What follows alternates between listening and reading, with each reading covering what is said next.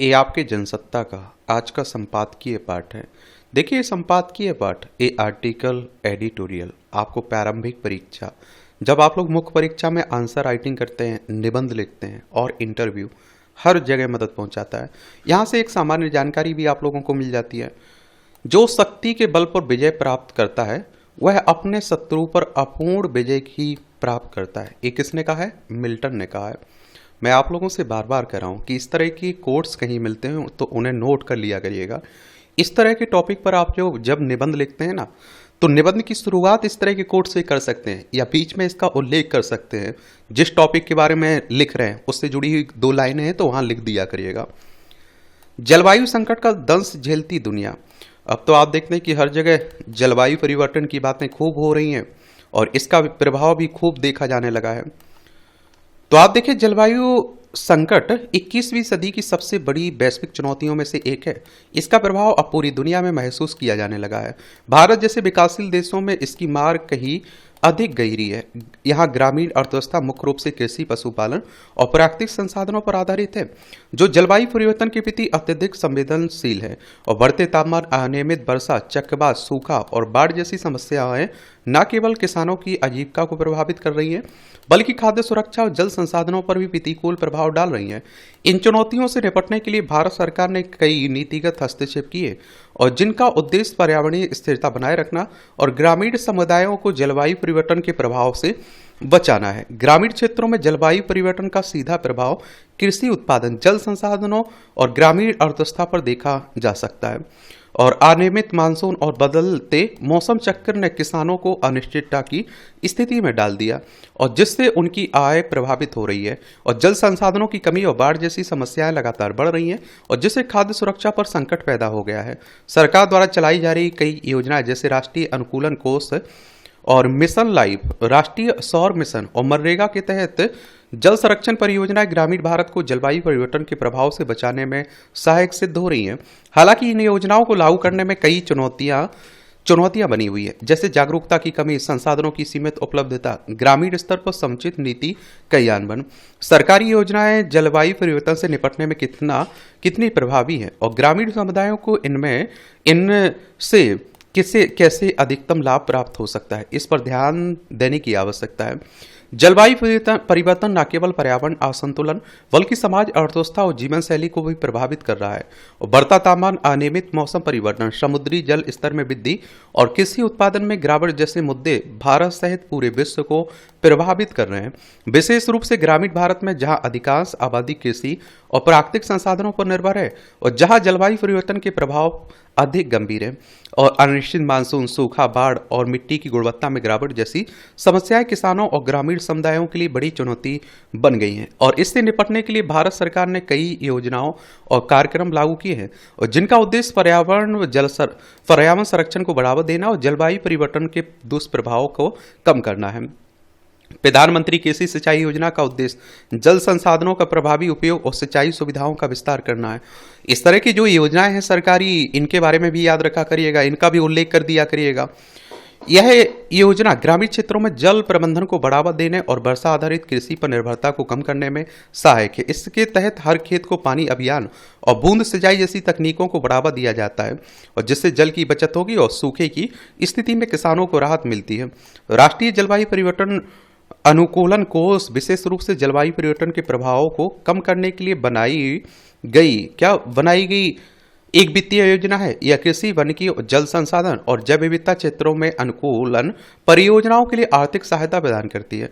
ग्रामीण समुदायों को जलवायु परिवर्तन के अनुकूल बनाने के लिए इस योजना के तहत कृषि पद्धतियों में बदलाव, जल संग्रहण संरचनाओं का निर्माण और आप देखते हैं स्थानीय स्तर पर जलवायु अनुकूलन प्रयासों को बढ़ावा दिया जाता है।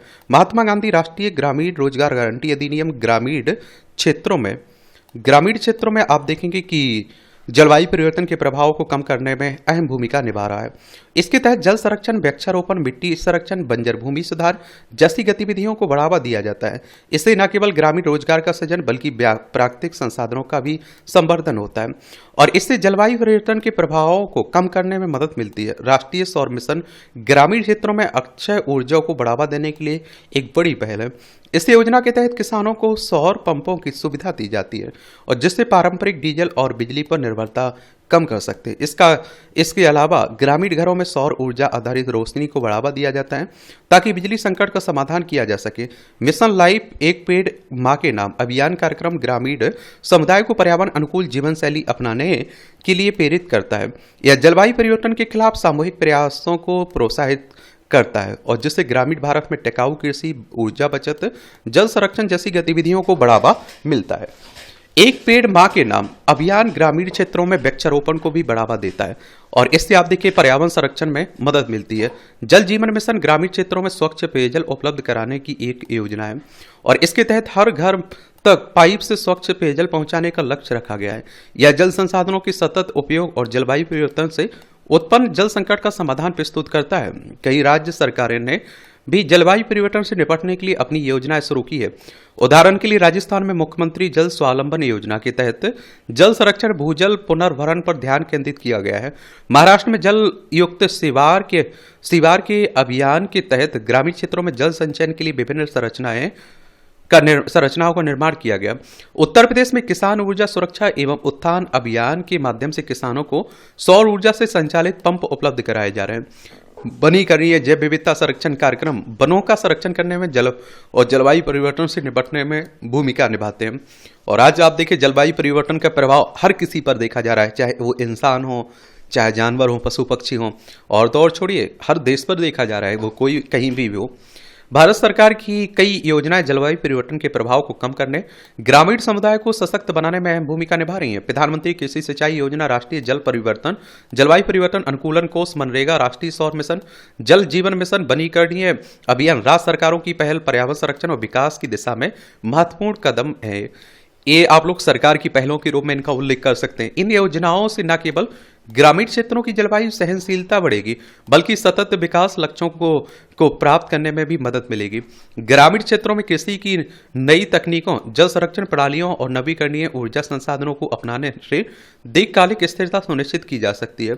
साथ ही सरकार को इन योजनाओं की नियमित निगरानी और मूल्यांकन पर जोर दिया जाना चाहिए ताकि यह सुनिश्चित किया जा सके कि वे जमीनी स्तर पर प्रभावी रूप से कार्य कर रही हैं। और जलवायु संकट से निपटने के लिए योजनाओं की सफलता इस पर निर्भर करेगी कि वे कितनी कुशलता से ग्रामीण समुदायों तक पहुंचती हैं और उनके जीवन में सकारात्मक बदलाव लाती हैं। इन योजनाओं के माध्यम से सतत विकास और पर्यावरणीय संतुलन बनाए रखना न केवल वर्तमान पीढ़ी बल्कि आने वाली पीढ़ियों के लिए भी लाभकारी सिद्ध होगा। देख रहे, अब आप लोग क्या सोचते हैं, अपनी राय आप लोग जरूर बताया करिएगा इस तरह के टॉपिक पर। और आजकल आप देखते हैं कि बहुत सारी बीमारियां हो रही हैं, उन्हें भी आप देखते हैं कि जलवायु परिवर्तन का ही माना जा रहा है। अब आप कहोगे जलवायु परिवर्तन होता क्या है, इसकी बात तो बार बार हो रही है। जलवायु परिवर्तन का तात्पर्य तापमान और मौसम के पैटर्न में दीर्घकालिक बदलाव से है। ऐसे बदलाव प्राकृतिक हो सकते हैं जो सूर्य की गतिविधि में बदलाव या बड़े ज्वालामुखी विस्फोटों के कारण हो सकते हैं। इसके दुष्परिणाम क्या क्या हो सकते हैं उनके बारे में याद रखिएगा और किस तरह से इसका सही किया जा सकता है, उपाय क्या है, सरकार की पहलें क्या है, किसी देश के द्वारा कोई अच्छा काम किया जा रहा है, पहल की जा रही तो उसका भी उल्लेख आपको कर देना चाहिए। समानांतर दृष्टि, आधुनिक दौर में भी हमारा समाज पित्त सत्तात्मक राग में ही डूबा है। तमाम हुकूकों के बावजूद स्त्रियों को कई प्रकार के तयशुरा मानकों में बांधने की कोशिश की जाती है। हमारे घरों, मोहल्लों, कार्यालयों, हर तरफ स्त्रियों के प्रति दोहरी मानसिकता को प्रदर्शित करते अनेक मुहावरे, उक्तियां, व्यवहार प्रदर्शन आदि को सहजता से देखा जा सकता है। अगर कोई लड़की घरेलू काम की तुलना में अपनी पढ़ाई लिखाई पर ज्यादा ध्यान देती है तो अक्सर उसे सुनने को मिल जाता है कि कितना भी पढ़ लो, आखिरकार तुम्हें रोटी ही बेलनी है।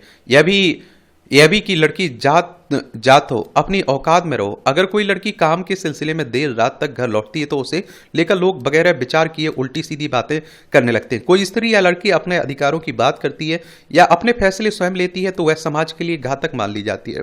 और इस तरह की सोच और ऐसे व्यवहार पग पर स्त्रियों के विकास में रोड़े बनते हैं। खबरों में तो लोग महिलाओं के विकास की बातें खूब चाव से देखते सुनते हैं, पर बात जैसे ही अपने घर में की हो, मोहल्ले की बहू बेटी की हो तो वे घोर परंपरागत होने लगते हैं।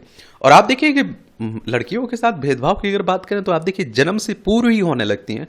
आपने देखा होगा अगर लड़की है, आजकल दुनिया भर के चेक मालूम चलने लगा कि लड़का है लड़की है गर्भ में, अगर लड़की है तो आप देखते हैं उसे मरवा दिया जाता है, उसे वहीं खत्म करवा दिया जाता है। और अगर वो जन्म ले लेती है तो घर में आपने देखा होगा बेटा और बेटी में फर्क बहुत देखा जाता है। दूध अगर एक गिलास है तो वो बेटे को दिया जाएगा, बेटी को नहीं। आपने देखा होगा, एक मैं कहता हूं यहां भी कल्चर रख दे, बेटे को आप देखिए क्या दिया जाता है, गन दिया जाता है, और बेटी को क्या खिलौने दिए जाएंगे, गुड़िया दिए जाएंगे। वहीं से आप देखते हैं कि एक तरह से कमजोरी की प्रवृत्ति देखने को मिल जाती है, भेदभाव की प्रवृत्ति देखने को मिल जाती है। और मैं कह तो रहा हूं घर में अगर बुरी स्थिति है तो बेटे को पढ़ा दिया जाएगा, बेटी की पढ़ाई पर रोक लगा दिया जाएगा। और अब मैं आप लोगों को बता दूं कि बेटियां भी बेटों से बेहतर कर रही हैं, ये बात भी मान के चलिए। जो बेटे आप देखते हैं माँ बाप की सेवा नहीं कर पा रहे हैं, वो बेटियां भी कर दे रही हैं। और हर क्षेत्र में बेटियां आप देखिए बढ़ रही हैं।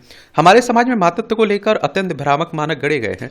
विभिन्न ग्रंथों, उक्तियों आदि के द्वारा स्त्री के संपूर्ण जीवन से ज्यादा उसकी कोख के महत्व को दर्शाया गया है और तरह तरह के शब्द गुच्छों से उसका महिमा मंडन किया गया है। कोक के अलावा उसके शेष जीवन का कोई मोल नहीं है। अंतरिक्ष अभियान पर गई सुनीता विलियम्स का 286 दिनों तक फंसे रहने के बाद सफल वापसी पूरे विश्व में चर्चा का विषय बना।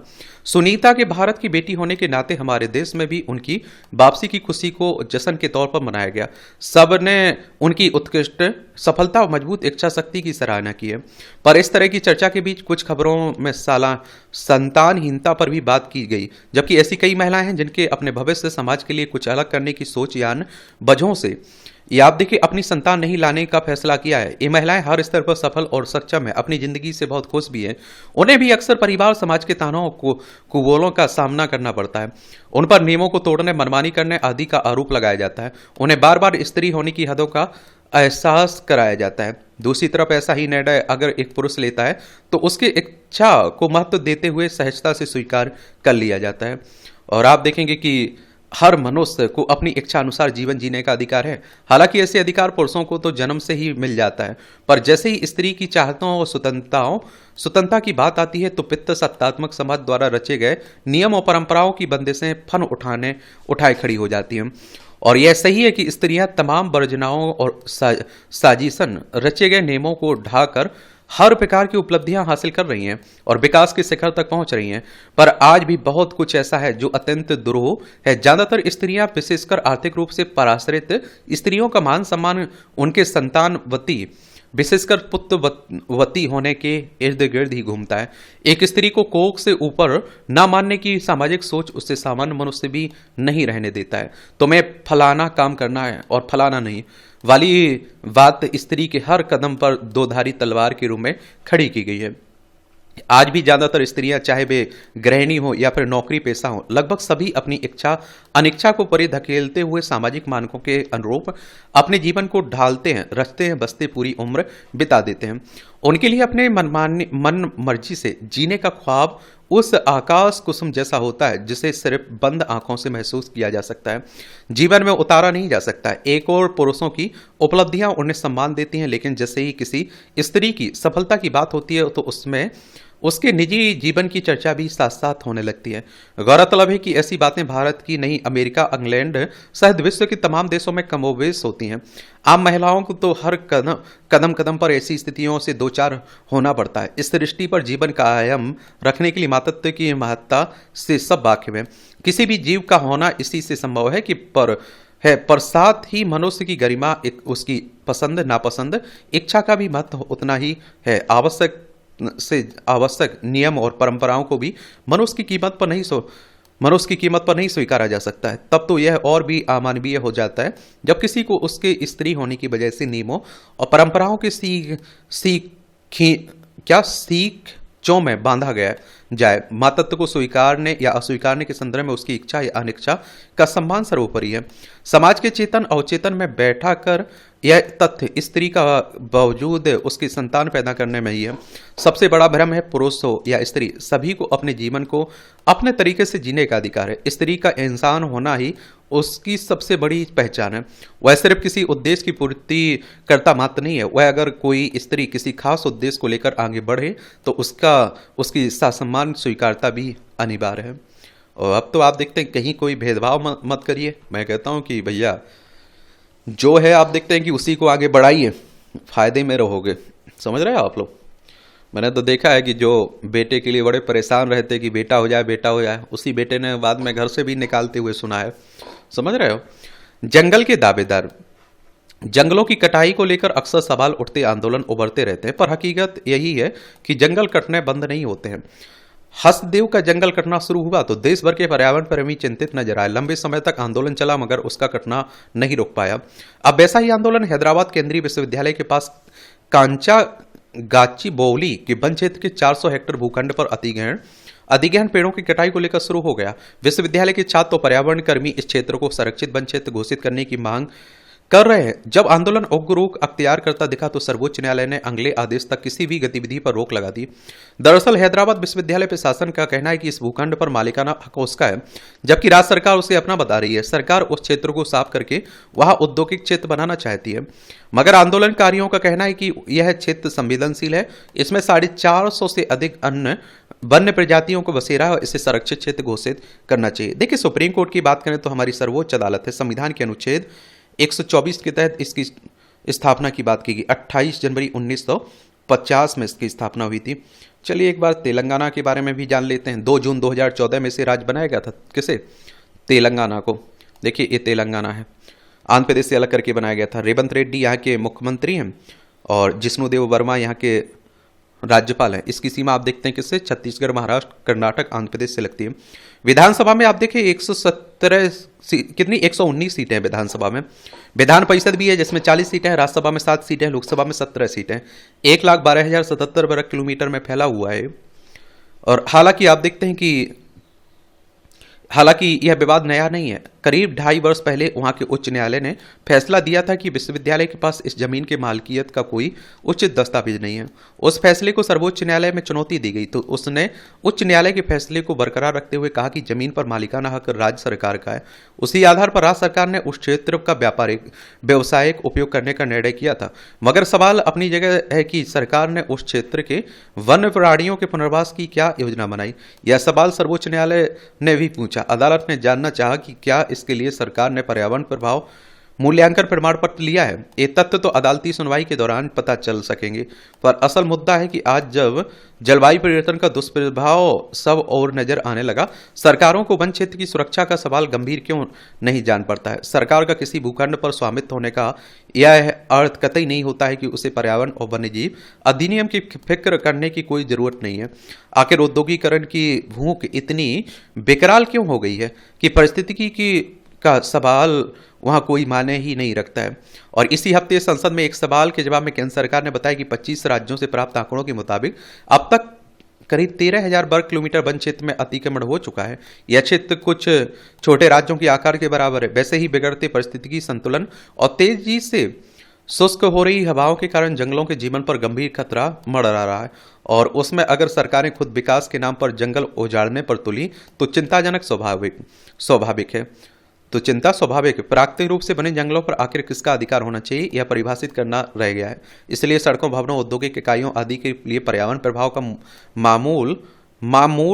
माकूल मूल्यांकन करने के बजाय सरकारों की इच्छा सर्वोपरि मान ली जाती है और इससे संबंधित कानून बहुत कमजोर कर दिए गए हैं। विकास का मुद्दा बड़ा हो गया है, इस पर फिर से संवेदनशील तरीके से विचार की जरूरत है। और देखिए, आप लोगों ने देखा होगा बचपन में आप लोग स्कूल जाते थे तो आपने देखा होगा स्कूल के आसपास और आपके घर के आसपास पेड़ ही पेड़ हुआ करते थे। आजकल आप देखते हैं कि सब साफ होते जा रहे हैं। मैं तो यहां तक देखा है कि कई जगह आप देखिए बरगद के पेड़ के नीचे क्लासें लगती थी, पढ़ाई लिखाई होती थी। मैंने भी इस तरह का अनुभव लिया है बचपन में। आप देखते हैं कि हमारे गांव में स्कूल की बिल्डिंग नहीं थी तो उसी आप देखिए बरगद के नीचे वो क्लासें लगती थी, पढ़ाई होती थी। साझेदारी का सफर। भारत और थाईलैंड ने आपसी रिश्तों को आगे बढ़ाते हुए इसे रणनीतिक साझेदारी तक ले जाने पर सहमति जताकर पूरी दुनिया को बड़ा संदेश दिया है। हिंद प्रशांत क्षेत्र में समावेशी और नियमन आधारित व्यवस्था के लिए यह दूरगामी आप देखते हैं कि पहल है। क्या है? दूरगामी पहल है। ये आप देख लीजिए, ये थाईलैंड है, ये हमारा प्यारा भारत है, ये हिंद महासागर आपको देखने को मिल रहा है। और दक्षिण पूर्व एशिया के 7 देशों के संगठन बिम्स्टेक के सम्मेलन में प्रधानमंत्री ने थाईलैंड के साथ संबंधों को एक नए सफर पर ले जाने की बात, ये आप देखिए क्या बात करते हुए असल दरअसल भारत के हिंद प्रशांत दृष्टिकोण को सामने रखा है। इसी के साथ दोनों देशों के बीच कई समझौतों पर हस्ताक्षर हुए हैं। इससे द्विपक्षीय सहयोग के नए दरवाजे खुलने की उम्मीद है।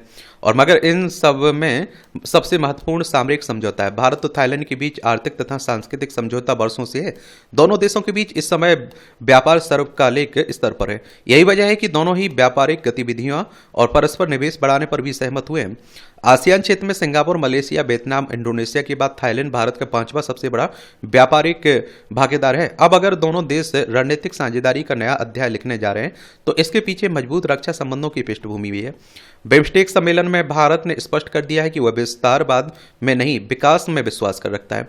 यह एक तरह से दुनिया की बड़ी ताकतों को संदेश है और सभी देशों को एक दूसरे का सहयोग करते हुए आगे बढ़ना चाहिए। थाईलैंड के साथ सामरिक साझेदारी बढ़ाने की पहल उसकी रणनीति का हिस्सा है। यह साझेदारी परस्पर सहयोग को नया धरातल देगी। भारत के लिए बिम्स्टेक महत्वपूर्ण है क्योंकि यह संगठन हिंद महासागर में चीन के बढ़ते प्रभाव से लड़ने और उसे रोकने में मदद करता है। इस लिहाज से थाईलैंड से सामरिक संबंध भारत के लिए जरूरी है। बिम्स्टेक से जुड़े नेपाल, भूटान, म्यांमार, बांग्लादेश, श्रीलंका, थाईलैंड और भारत व्यापारिक रिश्ते बढ़ाते हुए अगर मुक्त व्यापार समझौता भी कर ले तो दक्षिण पूर्व क्षेत्र प्रगति के नए पथ पर चल सकता है। तब दुनिया की 21% आबादी का नेतृत्व करने वाले देशों की उपेक्षा दुनिया नहीं कर पाएगी। और देखिए, अगर हम लोग बिम्स्टेक की बात करें तो इसके बारे में याद रखिए, इसकी स्थापना कब हुई थी? 6 जून 1997 में। और ये ऑफिशियल भाषा इसकी क्या है? इंग्लिश है। समझ रहे हैं आप लोग? बहुत क्षेत्रीय तकनीकी और आर्थिक सहयोग के लिए बंगाल की खाड़ी पहल है ना, उसी की बात हो रही है। और आप सोचिए कि दुनिया की सबसे ज्यादा बड़ी आबादी भारत के पास है और भारत और ये देश आपस में मिलकर अगर आगे बढ़ते हैं तो बहुत आगे बढ़ सकते हैं। इसी तरह मैं चाइना के संदर्भ में भी कहता हूँ, चाइना भी अगर शामिल हो जाता है और एक सही पहल करता है तो वो भी हम लोग और आगे बढ़ पाएंगे। क्योंकि आप देखिए, भारत में सबसे ज़्यादा जनसंख्या है, इसीलिए तो दुनिया की क्या निगाहें भारत पर रहती हैं। आपका कोई सवाल हो, मेरे लिए सुझाव हो तो बता सकते हैं। इस तरह से आपका संपादकीय पाठ है आपका। मेरी तरफ से शुभकामनाएं। ईमानदारी से मेहनत करिए, खूब मेहनत करिए, मैं कहता हूं।